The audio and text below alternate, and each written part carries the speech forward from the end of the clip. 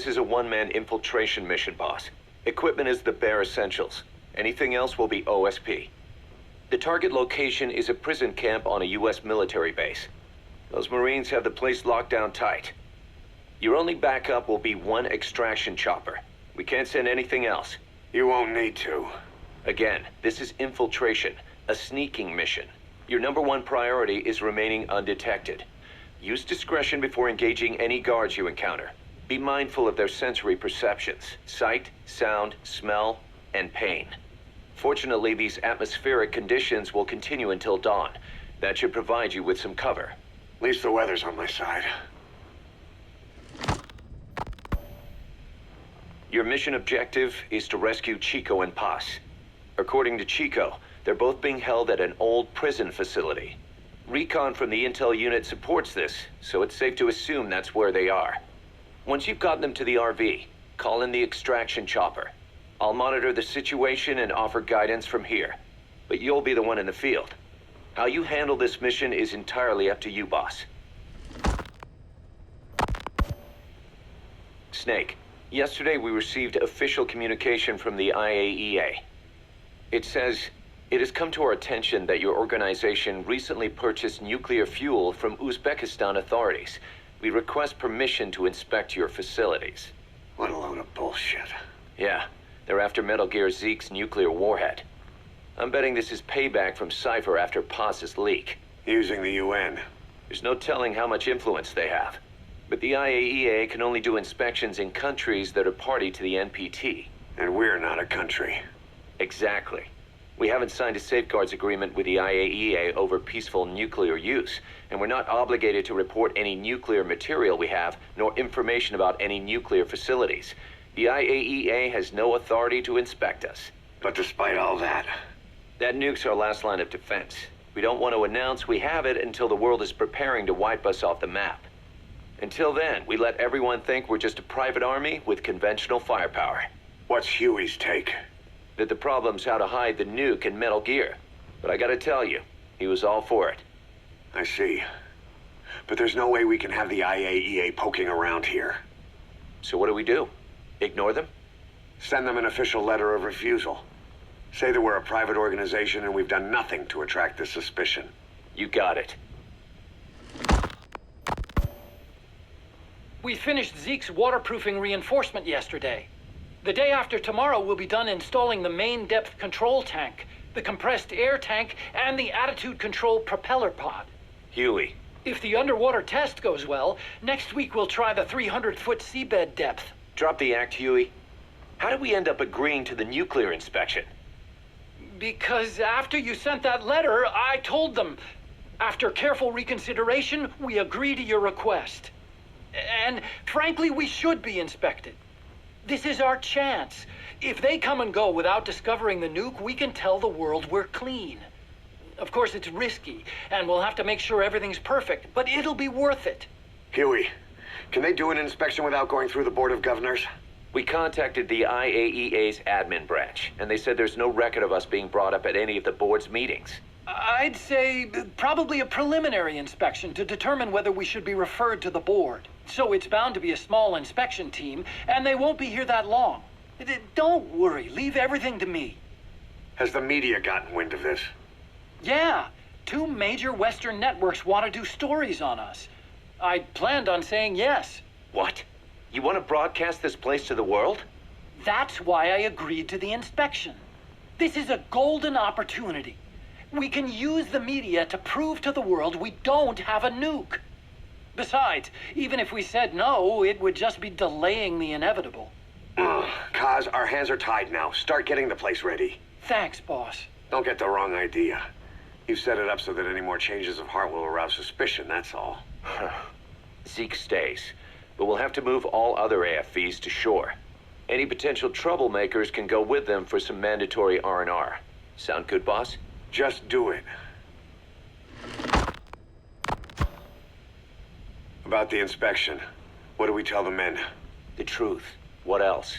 The one thing we don't need to worry about is anyone here spilling the beans about Zeke. Good point. What about the Sandinistas? There's still quite a few of them left on the base. I hate to say it, but it won't look good having Soviet bloc personnel here. The problem is, moving a group that size in a hurry would look even worse. At least Amanda's on assignment in Cuba. They'd recognize her. She should stay put for now. All civilians save Huey will have to return to their countries. Even your Parisian. Of course, we'll get her whatever paper she needs. Dr. Strangelove's departure came at a perfect time. The less Zeke-related staff here, the better. Wait, she left? That's right. You were away on a mission. She left last week. There's nothing cooking in AI weapons research, and Zeke is complete. There was really no reason for her to hang around. I'm surprised Huey let her go that easy. Yeah, his crush on Strangelove was never much of a secret, huh? He followed her everywhere while Zeke was in development. Boy, would she get pissed. But he does have a lot on his mind right now. I've got bigger issues to deal with. That's what he said. That's the spirit, Huey. 10 days ago, we got reports that Paz was still alive. She survived. She was rescued by Belizean fishermen who found her drifting in the Caribbean. So what's the plan? Silence her before we're compromised? No. I've got something else in mind. Our friends at Cipher suspect Paz could be a double agent. She's being held for interrogation at a camp on the southern tip of Cuba. Black site. Nice. A slice of American pie on communist soil, and out of U.S. legal jurisdiction. The upcoming inspection of Mother Base has to be connected somehow. The timing's too perfect. The UN's nuclear inspection. My guess is they're trying to corroborate Paz's leak. We're an army without a nation. Word of our capabilities gets out, and we'll have the whole world out to shut us down. Having an American private intelligence agency involved's bad news. Cipher's the ones who sent Paz to us in the first place. She knows their true nature. Right. Paz is our only link to Cipher. If she's still alive, we need her on our side. If not us, who else is gonna rescue that bitch? When do we do it? The inspection comes first. We'll deal with this afterwards. Do the men know? Word has started to spread. The information came from Cuba through Amanda. One of the base personnel used to belong to El Frente. I'll tell everyone we don't concern ourselves with the survival of enemy spies. We need them focused on the inspection. And if we get her back here and she isn't cooperative, there's still plenty of room for her in the ocean. Works for me. What about Chico? He had a chance to stop Paz from hijacking Zeke and he blew it. He's carried that guilt ever since. Kid really did care about her. Chico, it's hard to say how he'll react. Have Amanda call him out to Cuba. He shouldn't be here right now. Good idea. They haven't seen each other in a while. Little time with Big Sis and he'll forget all about you-know-who.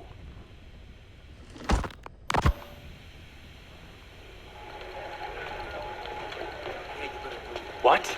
Still no sign of Chico? What's going on? It's Amanda in Cuba. Our resupply package arrived, but Chico wasn't with it. Relax, Amanda. I'm sure he's just exploring Havana or something. First time in the big city. Could have gotten carried away. Cos, wait. The boat Chico was on, did it stop anywhere before it got to Havana? Yeah, it had to refuel at Santiago de Cuba. You don't think... Oh, shit. You gotta be kidding me. He does this now? It's 60 miles from Santiago to the prison camp. Chico used to cross the mountains with the older Sandinistas like it was nothing. He'll make that in 3 days. Still, even if he does find his way there... You know how reckless he can be. Chico thinks we've abandoned Paz. That's why he's doing this. We'll start by having the intel detachment in Cuba look for him. We can't let him be captured. There's some cages to the east of a big building. East an old grassy facility. That's where we are. Help me, Snake. It's a setup. We have no choice. Yeah, if Chico talks, he could blow the nuke cover up. We can't hold off until the inspection's over. When can we be ready? It'll take at least 16 hours to confirm the flight path and prep a bird. The intel unit has started reconning the area. Sounds like I'll have to miss the inspection. Boss, we'll just have to send someone else to get them out. No. I'll go. Yeah, Chico and Paz would only take orders from you anyway. We can't go taking on those Marines at the base head on. It's gotta be off the radar, and it's gotta be you. Hold down the fort, Cos. Snake, you can forget about civil liberties where you're headed. God only knows what they'd do to you if you got caught. Do not let that happen. The Cubans leased the land to the U.S. as a gesture for helping them gain independence from Spain. The deal remains in effect until both countries agree to dissolve it, or the U.S. abandons the land. That's why America still operates the base even after La Revolucion. Problem is, it's leased land. Meaning it isn't American soil, so the U.S. Constitution doesn't apply there. That allows them to withhold its civil rights protections. Yeah, that's Uncle Sam's excuse. The area was originally only for detaining refugees from countries like Cuba and Haiti. But a few years ago, the CIA and its like started using it as a black site. Enemies of the state are renditioned there and subjected to extreme forms of interrogation. You can bet Cipher had a hand in that. As you'd expect, American and other Western human rights organizations aren't allowed anywhere near the place. What happens there disappears down the memory hole.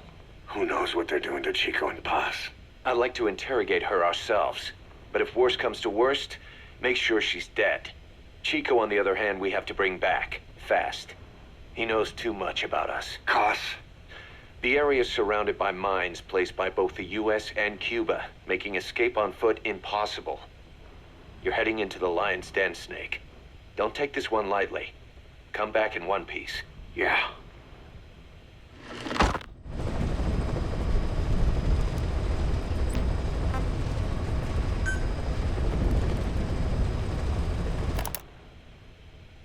I heard about Paz's tapes. Yeah. Why do you think she'd leave him behind? And that diary? Whatever it was, her commitment was wavering. That much is clear. So she was leaving clues to help us. No way to know for sure. And the ocean's not giving her back. November 4th, 1974. At the outskirts of Barranquilla, Colombia. Contact with Big Boss successful. Zadornov posed as my professor, but Big Boss took one look and knew he was KGB. However, he does not seem to suspect me. To him, I am just a peace-loving student, and another victim of the CIA. We asked him to drive the CIA out of Costa Rica. To him, this means betraying his country. His forces are smaller than anticipated. They drift from place to place with nowhere to call home. That provided us an opportunity, so we seized it. Zadornov offered them a plant off the Costa Rican coast to use as a base. As expected, Miller jumped at the chance. Although initially reluctant, Big Boss came around when Zadornov played him the tape. All because the voice on it sounded like his mentor, the boss. Naked Snake, the man who once saved the world from the brink of nuclear war. Awarded the title of Big Boss for his service. He later became a mercenary, abandoning both his title and his country. To him, that honor was steeped in the blood of the boss, the mentor he was forced to eliminate. Exceptionally charismatic, he possesses unparalleled combat and intelligence-gathering abilities. His only discernible weakness is her. This operation hinges on how effectively we can exploit that. Kazuhira Miller is Big Boss's lieutenant. Half Japanese, half American. He once served in Japan's self-defense force. Though he and Snake first met as enemies, they discovered a common bond and together built their private army, with Miller directing business and administrative affairs. He comes off as shallow, but his true intent is hard to read. I must be careful. All that is clear is his infatuation with Big Boss. With East and West fighting over its control, Central America is now the most contested region on Earth. CIA Central American Station Chief Coldman has developed Peace Walker, a fully AI-automated, fail-deadly nuclear launch system with which he aims to reignite the Cold War. Snake's new objective in Costa Rica is to prevent that. Zadornov's, or should I say, the KGB's plan is to play the two sides against each other, turning the entire region red. Not one of the three parties realize they're all just pawns in Cipher's hands. Cipher watches all. Mother Base has developed rapidly since being established in the Caribbean Sea. They recruit more personnel daily, and already their mercenary services are turning a profit. Big Boss's leadership and charisma, and Miller's business acumen drive this impressive growth. Furthermore, joining forces with a faction of the FSLN has expanded their power even more. They have even commenced their own weapons development program. All is proceeding according to Cipher's will. I could not be more pleased. Snake's pursuit of Peace Walker led him to an AI modeled after the boss's thought patterns. It was incomplete, but, somewhat ironically, making contact with Snake was the necessary finishing touch. Meanwhile, the scientist behind Peace Walker's locomotive control, Huey, defected to Snake's army. His presence has greatly accelerated weapons development at Mother Base. I failed to anticipate Coldman's madness, but nuclear war was averted. However, this was only after the boss AI on board Peace Walker sank itself to the bottom of the lake, in what could be likened to suicide. The boss laid down her gun, choosing to sing for peace instead, and Snake, himself a gun, parted ways with her. In doing so, he reclaimed the title he once abandoned. He is Big Boss. Zadornov has been detained. Since this leaves my cover identity without a guardian, the Mother Base staff has taken me in. I am now better placed than ever to monitor their internal affairs. Everything continues to unfold according to plan. The developer of the boss AI, Dr. Strangelove, has also come to Mother Base. With her and Huey's expertise, they can now develop a weapon capable of matching Peace Walker. Development on the bipedal weapon is now complete. They call it Metal Gear Zeke. It stands there like some sort of mystical guardian. The soldiers gaze on it with pride and reverence. Big Boss has elected to arm it with a nuclear weapon. As an army without a nation, they seem to feel the need for a deterrent against whatever the world might pit against them. It is a dangerous gambit. Why do such a thing? Their nuclear strategy differs from the Americans and the Soviet Union. The superpowers deter attack by revealing their nuclear arsenals to one another. Snake and his men know that if they were to go public with this, the whole world would unite against them. Business would dry up overnight.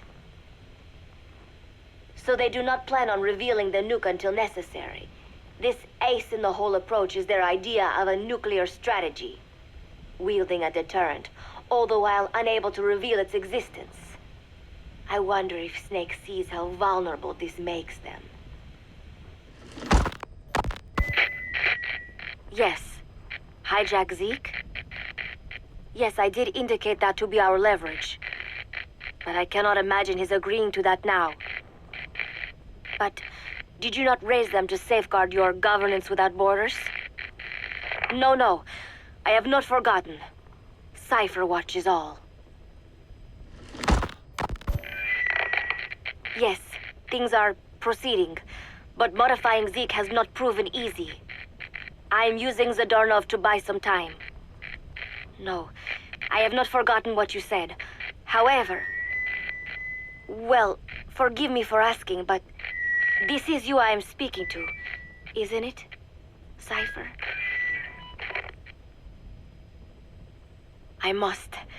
I will fight Big Boss. The world must be ruled by a single will. To defy Cipher is a fate worse than death.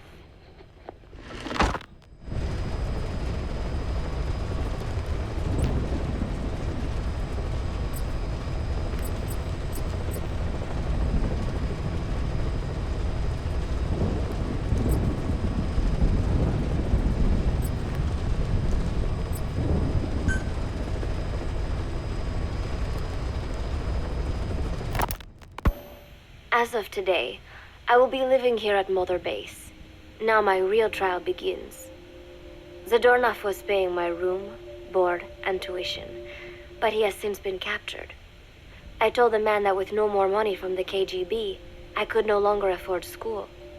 He bought my story, and when I said I would be willing to work, he took pity on me and let me stay.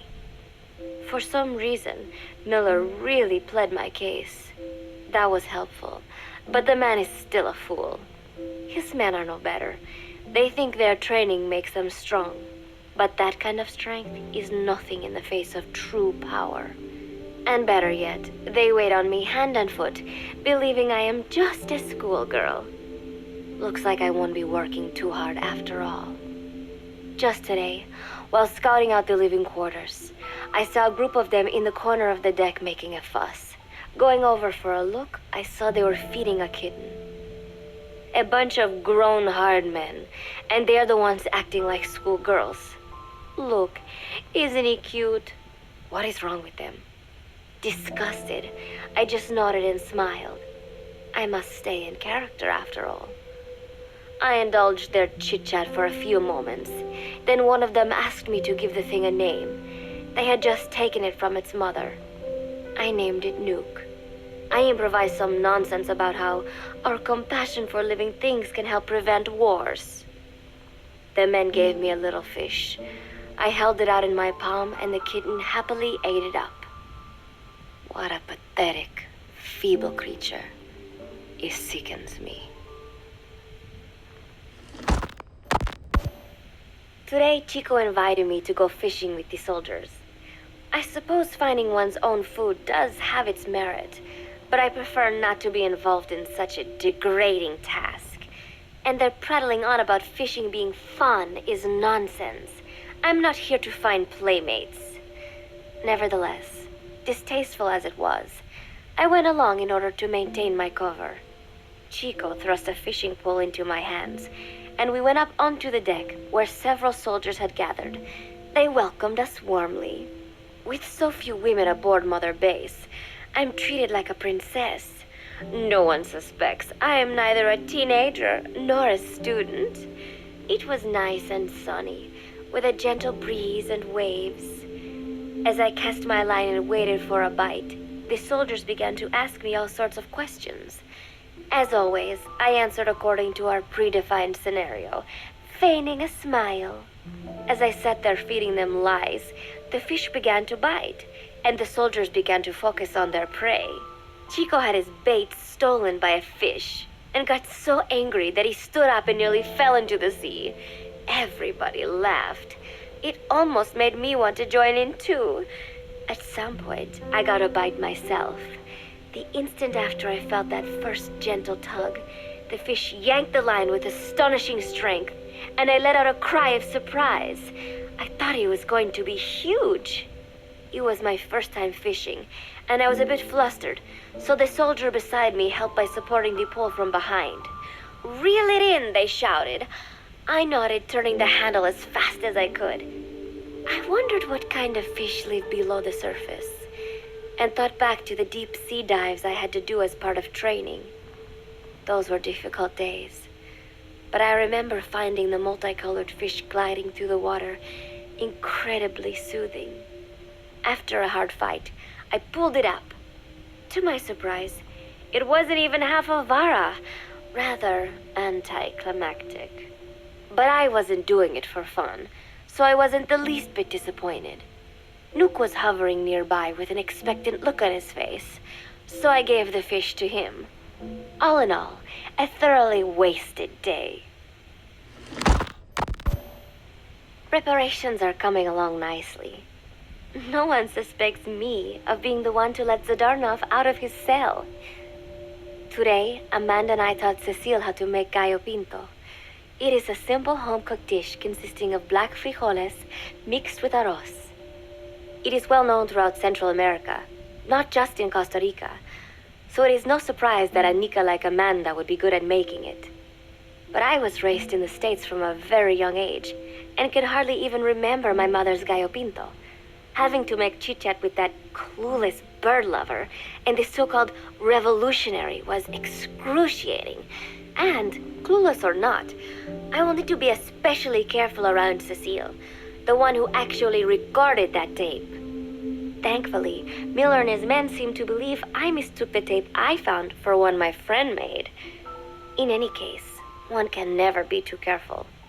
Anyway, the three of us minced garlic and herbs, then cooked them in a pot with frijoles we'd soaked overnight. While waiting for them to cook, we sautéed onions and arroz in a frying pan. Cecile worked the frying pan according to Amanda's directions, but seemed a bit glum. She does have a knack for cooking, though. She is French, after all. We added water to the pan and watched the arroz begin to steam. While we waited, Amanda shared memories of her mother with us. They had been separated because of Simosa, but the taste of her mother's cooking was still fresh in her mind. When the frijoles were ready, we drained the water, stir-frying them with the rest of the vegetables. Quite a complicated process for home cooking. Nonetheless, it kept them occupied. The longer we sat and talked, the greater the chance of my arousing their suspicions.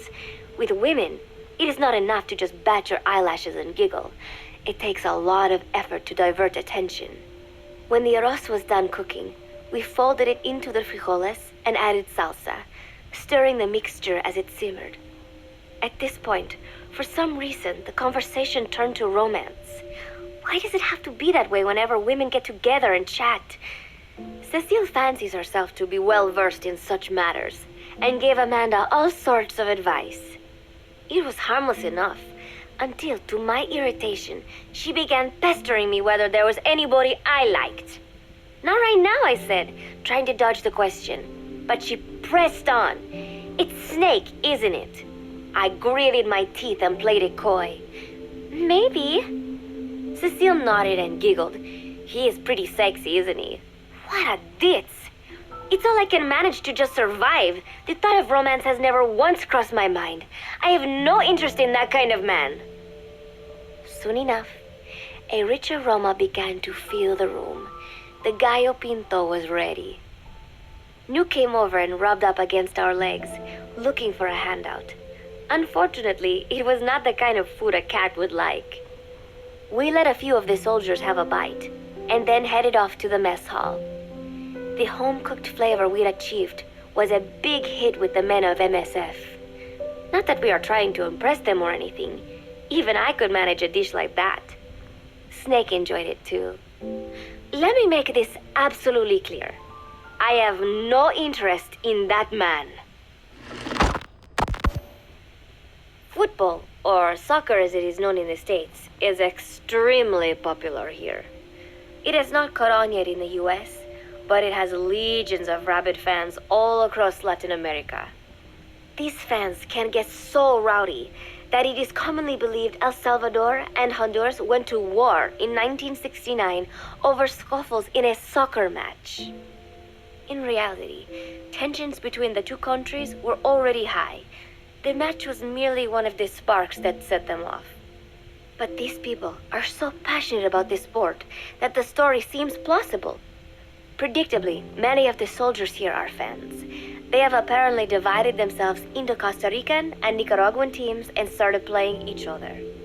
To play, you need a ball and 2 goals. The R&D team built and set up simple goals on the deck. I had absolutely no interest, but Chico insisted that I come and watch. It was not a proper match by any means. The pitch was not even regulation size, but the players and spectators alike got pretty excited. They banged empty cans and shouted cheers through the handmade megaphones. It almost felt like carnival. Huey, the referee, blew a whistle to start the match. The soldiers' training has left them in excellent physical shape, but they lacked the honed skills of professionals and their play was quite rough. Midway through, one of the men collided with another. They started shouting at one another, but Huey stepped in. I thought we had forsaken our countries, become one with the earth, he said, quoting Snake. We are not competing for national pride here, and we are not fighting for the good of any one country. This is not a war. Soccer is a peaceful sport, am I right? The soldiers nodded. They know the pain of war, and they share Snake's vision. Perhaps that is why all this resonates with them. Team Costa Rica was down a man, and somehow I was picked to fill in. Costa Rica had the advantage up until that point. I suppose Huey wanted to keep it balanced. The soldiers agreed with Huey's call. Maybe the Costa Rican players felt an even matchup would be more fun, too. I could not be bothered to run at first, but chasing the ball out there in the hot sun, I was soon drenched in sweat. Before long, I found myself actively seeking out the ball, partially out of desperation. I picked up a loose ball deep on the opponent's side of the field. Even though he's Nicaraguan, Chico cheered me on, yelling, "Go for it, shoot!" I launched the ball as hard as I could, only to have it blocked by the keeper. Disappointment only increased my determination. In the end, I didn't score a single goal, and Costa Rica gave up its lead. It was really close, though. We congratulated each other on a good match and sprawled out in the shade on the deck, exhausted. The ocean breeze felt so nice on my sun-soaked body. Nuke came over. It is one of his favorite spots, and stretched out next to me. And together, we watched fluffy white clouds drift lazily across the clear blue sky. It was lovely out today, so I decided to sun myself in a lounge chair up on the deck when Strangelove came up to me. Despite the heat, she was in her usual long sleeves and pants. I waved at her. She looked away and mumbled, "Hello there. Fancy meeting you here."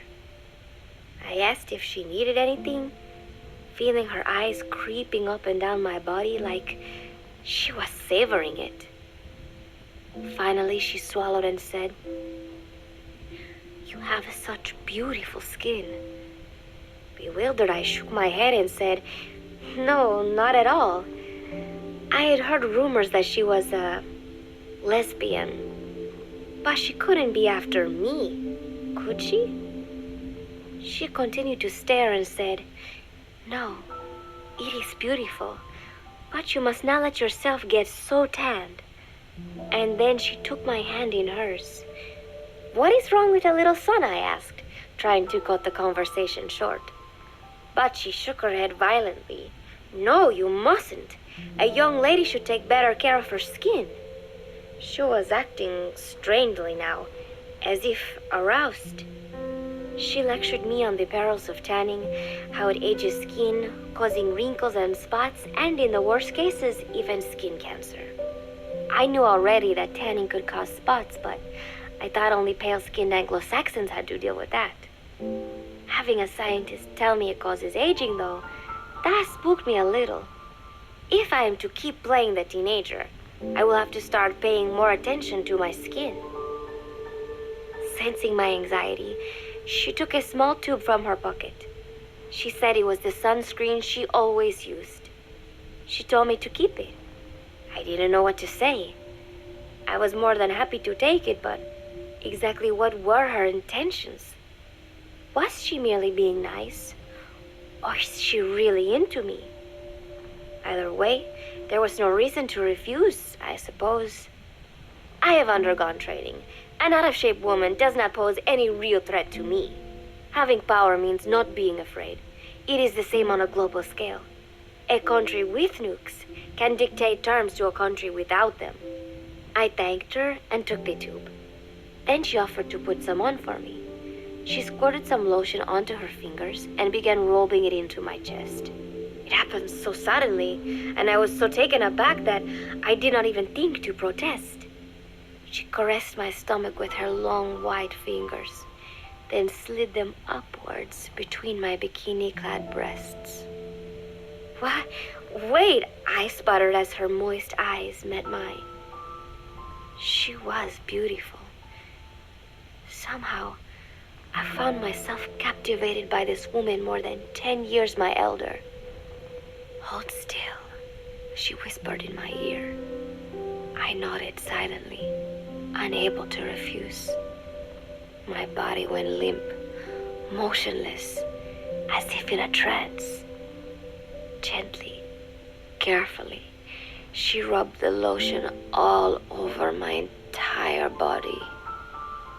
I shouldn't have enjoyed it, and yet I could not help myself for a moment. I was spellbound. That woman is dangerous. I had better watch myself.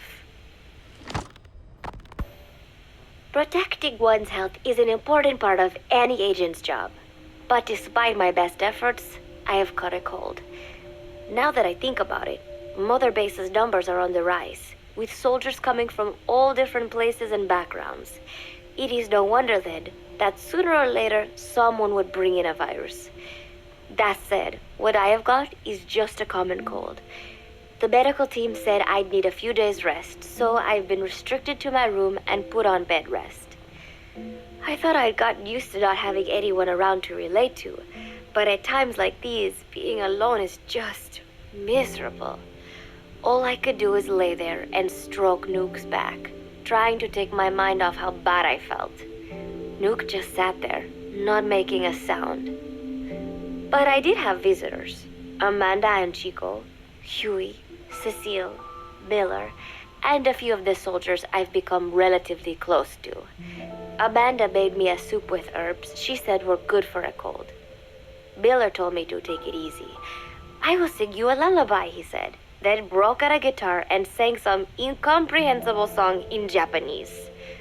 I did not need to understand the lyrics to know he is an awful singer. Then he said, "You know what is good for a cold? Suppositories. Here, I'll show you." He began to take off his pants, so I threw my tissue box at him to make him go away. Then Strangelove showed up, saying she had some miracle Indian cure. "It has got eucalyptus extract," she said. "It works best if you rub it into your chest." And then she tried to take off my nightshirt. I whacked her with my pillow, and I got rid of her. Chico brought me a little flower in a cup. It had been growing in a little bit of earth that probably found its way on board, stuck to something else. "I found this on the deck. Here, you can have it." He tried to act nonchalant, but I am pretty sure he's got a crush on me. None of them understand. If they thought these little visits would cheer me up, they were wrong. Tonight, Snake himself came to my room. Like the rest, he believes I am just a schoolgirl and treats me as such. "Why did you abandon your country?" I asked him. "Why create the MSF?" Of course, I knew the answers already, but I wanted to hear it from him. As I had imagined, he was not exactly forthcoming.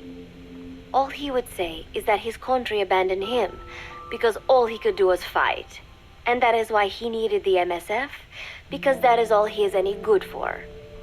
Then he said, "Fighting is the only thing I understand, but that does not mean I have got a grudge against those who believe in peace. I am not one of them, and I do not believe in peace. Conflict is in man's nature. We fight our enemies in order to survive. Maybe we are not so different after all, he and I. But that is exactly why I'm going to have to kill him, or else he will have to kill me. When I stop and think about this wretched existence, being killed by a man like that suddenly does not seem like such a bad thing." Every month, Mother Base throws a party for all the soldiers whose birthdays fall in that month. There is something strange about a military organization having parties. Really though, it is just an excuse to drink and make noise. It is not easy to get alcohol in a fortress in the middle of the ocean. Most days they are training from dawn till dusk. They do not have time for things like drinking. That is why Snake and Miller came up with the idea to give everyone a chance to let loose. Obviously, a bunch of boors like that are not going to bother with blowing out candles on a cake. Rather, they sit there in a cloud of cigarette smoke, drink beer, eat meat, tell tasteless jokes, and swap crude insults about one another's hometowns. But it hardly ever breaks out into something serious. They talk up a storm, but they're just having fun. It is funny. You have got members of FSLN rubbing shoulders with the UCLAs, people who once would have considered the other mortal enemies. I wonder if that is what makes Big Boss so popular. In leaving their countries behind, they leave their hatred for other countries too. Miller seemed a little protective of me. Hope they're not being too crude, he said. But soon enough, he too was drunk. He yelled, "Come here and take a look at the real Kazuhira Miller." Then dropped his pants and mooned everybody. The other soldiers burst out laughing. I have never seen such a crude, ridiculous party before. And yet, all these people, laughing and acting the fool. Is this what they call peace? For some reason, I began to think about all that has happened since I came here. Fishing with Chico, cooking with Amanda and Cecile, playing soccer, having visitors when I caught a cold. When I stop and think about it, my time here has been the most peaceful of my life. But that is about to end. I cannot imagine he will be willing to negotiate. It seems I am to fight the legendary Big Boss. I do not know if I'll be able to beat him. But if I have to choose between death and defying Cipher, I will gladly choose death. The thought of dying does not scare me. But if I disobey my orders, the fear and despair awaiting me will be far worse than anything I can imagine. It was Cipher who took me in as an orphan, gave me food and a place to live. His orders may have been unreasonable, but I will never repay my debt entirely. It seems I have no choice. I must fight this man. I must fight Snake. Do you know Miller, Snake's right-hand man? Apparently has got at least one serious weakness. He is an insatiable womanizer. He does not bother me, most likely because he considers teenagers off-limits. But he has hit on every single one of the few female soldiers here at Mother Base. They ought to be telling him where to stick it, but end up falling for it so easily. I think some of it stems from the fact that he is actually not that bad looking. Anyway, today, that nasty habit got him in trouble. He and Snake got into one of their rare fights, and I was there to see it. They burst out of the showers, completely naked, trading punches. I am no child. The sight of a naked man does not make me blush, but this was something else. "Maybe this'll teach you," Snake yelled as he slammed his fists into Miller's chest. I heard later that apparently he'd been two-timing someone, and that same someone had gone to Snake with her troubles. As I see it, it is her own fault for letting herself be deceived like that. If she is too dumb to see through Miller's lies, then she got what she deserved. But this was not the first time it had happened, or the second, and Snake read Miller the riot act. Miller argued back, and what began as a shouting match turned into a fist fight. "You son of a bitch," Miller yelled as he swung. "Not bad," said Snake, smiling, "but not good enough." And then he was back on the offensive. They had already been at it pretty hard in the showers, and their bodies were covered with bruises. Both of these men had been trained for war, their bodies deadly weapons. They were each bleeding from a dozen places. All this from a fist fight. Even so, it was far less gruesome than if they had given it their all. It was obvious that one of them would be dead were they fighting for real. Miller took another swing, yelling, "Try this then!" Snake parried, then responded in kind. But I could tell he was not aiming for anything vital. "You are one tough bastard, boss," Miller muttered. A smile crept across his face as he caught his breath. And then they went right on fighting. Blood and sweat flew off their glistening bodies. It was combat without hatred or hostile intent. I had never seen violence like this before. And yet, it was more than just a friendly tussle. They were utilizing every technique they knew. It was not a sporting match. They were not playing by the rules. How could they keep this up?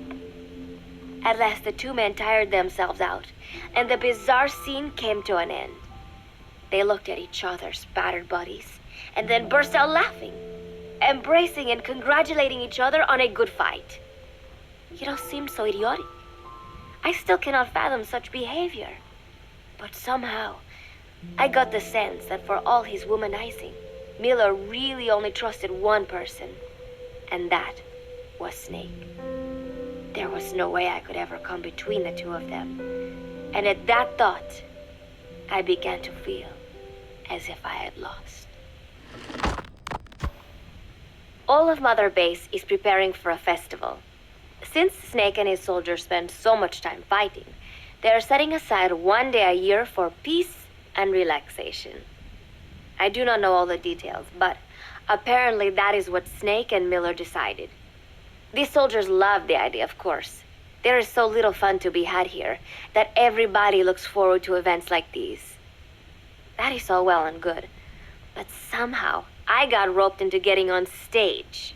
Come on, we even both have peace in our name, said Miller. And Zadarnov, that old Ruski's name, has something to do with peace too, right?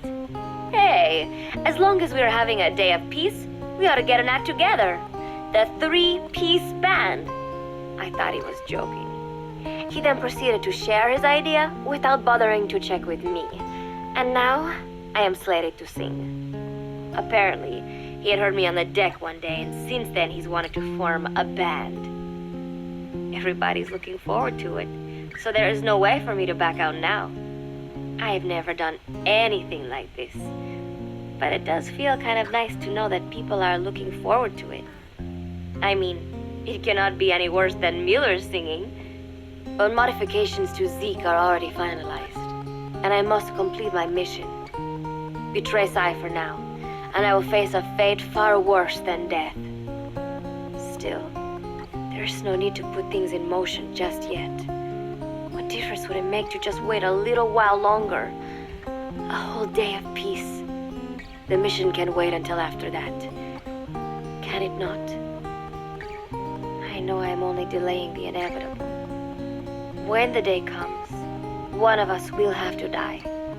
Snake or me. But still, if I could just come up with some way to stall Cipher, at least until our day of peace. When did I start having thoughts like this? My cover is blown.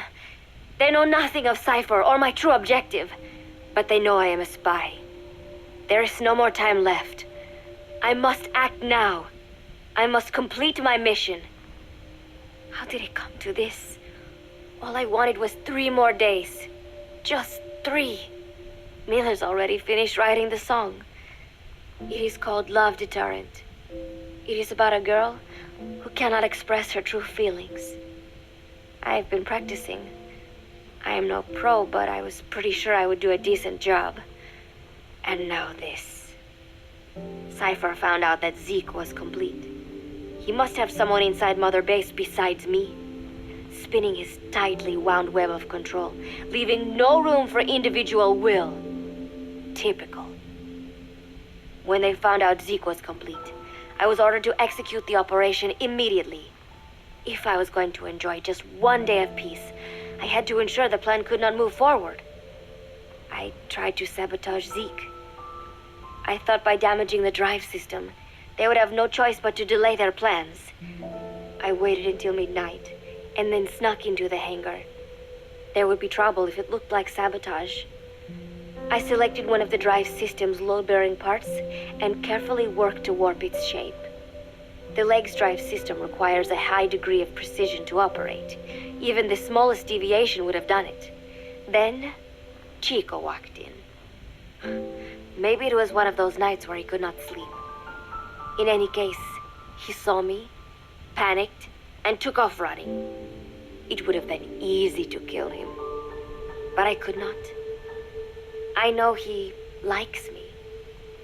It is not as if I would ever have an interest in a child like him, but I could not pull the trigger. Not at him, not in the back. Will he tell them? Or is there a chance he will keep it a secret? Protect me? No. He knows now. Knows I am not who he thought I was. He ran without even questioning what I was doing. There is no chance he does not know. And soon, all I have built here will end. And if Cipher has another agent among them, if he finds out I tried to sabotage Zeke, this place will no longer be my heaven. Then it is settled. I make my move now. Chico walked in before my sabotage was complete, so Zeke should still be operational. It might not run at full speed or power, but I do not have time to fix that. Without Zeke, I do not have a chance in hell of winning. I must act fast before Chico sounds the alarm. I knew it would come to this. I just did not think it would be so soon. It is time, Zeke. Metal Gear Zeke. Activate.